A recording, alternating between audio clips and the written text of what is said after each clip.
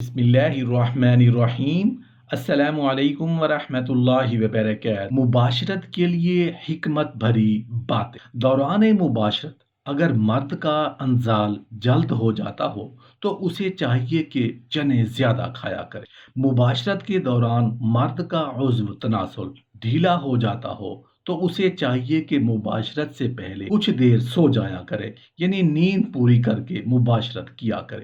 बकौल हकीम राजी, कसरत से मुबाशरत बूढ़ों को मौत की नींद सुलाता है, जवानों को बूढ़ा, मोटों को दुबला और दुबले आदमियों को मुर्दा बनाता है। बस बगैर शहावत के सादिक और इंतशार कामिल मुबाशरत नहीं करनी चाहिए। हर मर्द और औरत में शहावत यकसा नहीं होती है। किसी मर्द में शहावत बहुत ज्यादा और किसी मर्द में बहुत कम होती है, और यही हाल औरतों का है कि किसी औरत में शहावत ज्यादा और किसी में बहुत कम होती है। मर्द और औरत का हमेशा एक ही बिस्तर में सोना ज़ौफ़ बाह पैदा करता है।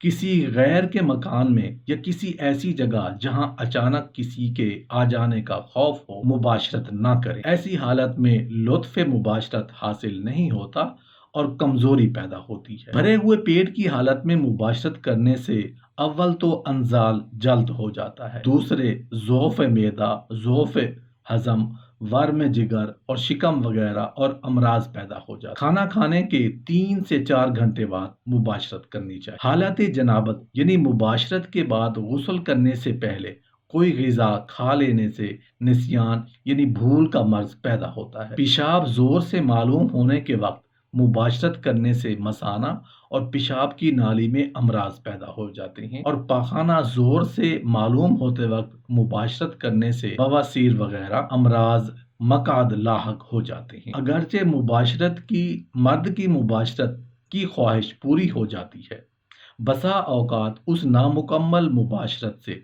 जिसमें औरत को अंजाल नहीं हो पाता, औरत को नागवार मालूम होता है और आसाबी बीमारियां वगैरह में मुब्तला हो जाती है, जमा से बेरगमती और शौहर से नफरत करने लगती हैं। किसी गैर तबाई तरीका से जमा करना और मनी निकलते वक्त उसको रोकना सोजाक और दूसरे पेशाब की नाली की अमराज पैदा करता है। हसीन औरतों का हर वक्त ख्याल रखना, इश्किया अफसानों और नावलों का पढ़ना, शहवत भड़काने वाले मनाजिर का तस्वुर करने से सूरत अंजाल और रिकत मनी और जरियान के अमराज पैदा करते। जिस रात मर्द का इरादा मुबाशरत करने का हो तो अपनी बीवी से सुबह ही उसका जिक्र कर, ताकि वो अपने जिस्म को पाक और साफ कर लें और मुँह ज़हार दूर कर लें और खुद को आरास्ता कर लें। बेशतर इत्तला से औरत पर भी शौक मुबाशरत मस्तूर हो जाता है, तो दोनों को मुबाशरत का पूरा लुत्फ और सरूर हासिल होता है। अगर जमा के वक्त पेशाब का शदीद तकाजा ना हो तो ख्वाह मखा पेशाब ना करे, वरना उज़्व का इंतशार जल्द खत्म हो जाए। अगर औरत मुबाशरत से कबल पेशाब करके ठंडे पानी से इस्तंजा कर ले तो जल्द शहवत नाक हो जाती है और जल्द मुनज़्ज़ल हो जाती है। नीज फर्ज में कुछ तंगी भी आ जाती है जो ज्यादती लज्जत का सबब होती है। बकौल हकीम बू अली सीना, जिस तरह कसरत मुबाशरत में खराबियां हैं, इसी तरह तर्क मुबाशरत में भी नुकसानात। जो लोग मुबाशरत छोड़ देते हैं वो दर्द सर, आंखों की तारीकी, बदन का भारी होना, खसियों का वर्म जैसे अमराज में मुब्तला हो जाते हैं। मुबाशरत के दौरान किसी अजनबिया यानी किसी नामहरम औरत का तस्वुर हरगिज ना करें।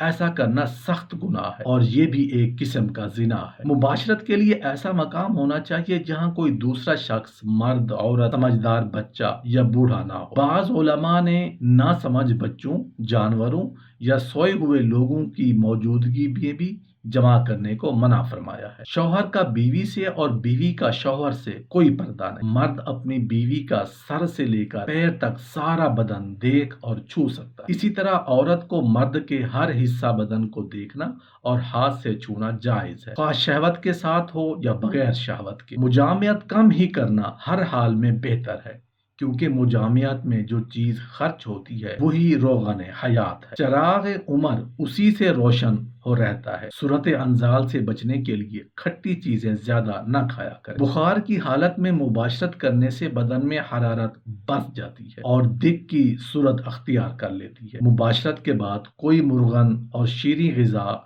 انڈے کا حلوہ، گاجر کا حلوہ، شہد آمیز دودھ یا میوہ جات کا آمیزہ کھا لینے سے قوت بہا کم نہیں ہوتی۔ اگر یہ کچھ میسر نہ ہو تو 2-3 تولہ گڑ ہی کھا لیں، مگر پاکی حاصل کرنے کے بعد ہی کھانا بہتر ہے۔ آنکھیں دکھنے کی حالت میں مباشرت کرنے سے آنکھوں میں زخم اور سفیدی پیدا ہوتی ہے۔ نشہ کی حالت میں مباشرت کرنا تمام بدن میں فساد کا باعث ہوتا ہے۔ نبی کریم صلی اللہ علیہ وآلہ وسلم نے ایک ہی بستر میں 2 مردوں یا 2 عورتوں کا ایک ساتھ سونے کی ممانعت فرمائی ہے۔ برہنہ حالت میں ایک عورت کا دوسری عورت سے بدن مس کرنا بھی منع ہے۔ حضرت ابو سعید خدری رضی اللہ عنہ سے روایت ہے کہ نبی کریم صلی اللہ علیہ وآلہ وسلم نے ارشاد فرمایا کہ کوئی مرد کسی مرد کو ننگا نہ دیکھے اور نہ کوئی عورت کسی عورت کو برہنہ نہ دیکھے، اور نہ 2 مرد ایک بستر اور ایک کپڑے میں سوئیں، اور نہ 2 عورتیں ایک کپڑے میں سوئیں۔ جسم کے پوشیدہ حصوں کے دیکھنے کے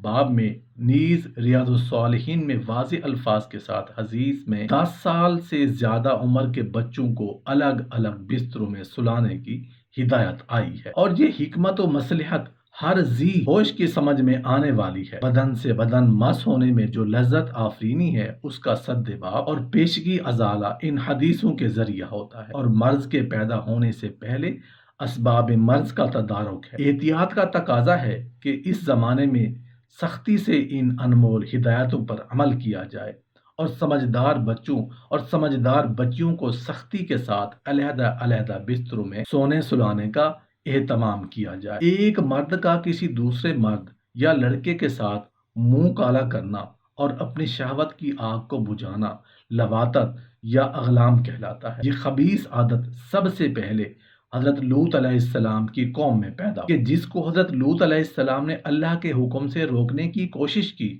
اور ہر طرح سمجھایا، مگر جب قوم کسی طرح نہ مانی تو عذاب الہی نازل ہوا اور ان ظالم اور نافرمانوں کی ساری بستی تہ و بالا کر دی گئی۔ اس سے معلوم ہوا کہ اللہ رب العزت کی جس قدر ناراضگی اس فعل بد کے کرنے والوں پر ہوتی ہے، کسی اور گناہ پر نہیں ہوتی۔ اللہ پاک ہم سب کو محفوظ فرمائے، آمین یا رب العالمین۔